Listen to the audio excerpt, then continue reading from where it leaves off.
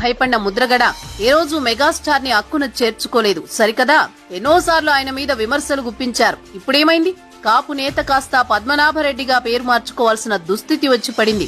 ఇలాగే చెప్పుకుంటూ పోతే ఓ ఎండమూరి, ఓ రామ్ గోపాల్ వర్మ, ఓ విజయ్ చందర్ వీరంతా ఒకప్పుడు ఉచ్చ స్థితిలో ఉండి ఇప్పుడు నీచ స్థితికి చేరారు. అలాగే పొలిటీషియన్లు పేర్ని నాని, అంబటి, గుడివాడ అమర్నాథ్ ఇలా చాలా మంది చిరంజీవిని, ఆయన ఫ్యామిలీని తిట్టి మీడియా ఫోకస్ ను తమ వైపు తిప్పుకున్న వాళ్లే ఇప్పుడు వాళ్ళంతా జైలుకు దారేది అంటూ ఉసూరుమంటూ కూర్చున్నారు. అంతెందుకు, చిరంజీవిని తాడేపల్లి ప్యాలెస్ కు పిలిపించి దండం పెట్టించుకున్న జగన్మోహన్ రెడ్డిని తన కర్మ ఎలా వెంటాడిందో ఎవరూ మర్చిపోలేరు.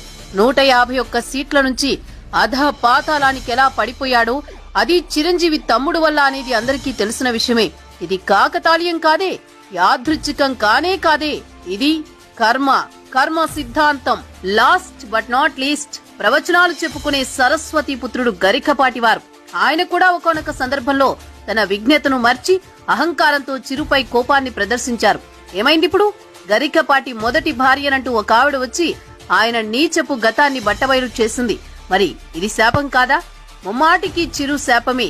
స్థిత ప్రజ్ఞతతో వ్యవహరించాల్సిన గరికపాటి వారు కూడా చిరంజీవిపై కారాలు మిరియాలు నూరి కర్మ ఫలితాన్ని అనుభవిస్తున్నారిప్పుడు. ఎంత ఎదిగినా ఒదిగి ఉండాలనేది చిరంజీవి క్యారెక్టర్. ఆయన్ని నొప్పించిన ప్రతి ఒక్కరూ ఇప్పుడు హీన స్థితిలో బాధ, నొప్పి అంటే ఏంటో రుచి చూస్తున్నారు. ఇప్పటి వరకు చెప్పింది కొందరి గురించే, కొన్ని ఉదాహరణలే. ఈ లిస్టు చాంతాడంత ఉంది. అయితే ఎవరెన్ని ప్రేలాపనలు పేలినా చిరునవ్వుతో ఇప్పటికీ వారు ఎదురుపడితే నమస్కరించే సంస్కారం చిరంజీవిది. అందుకే ఆయన ఆకాశమంత ఎత్తు ఎదిగారు.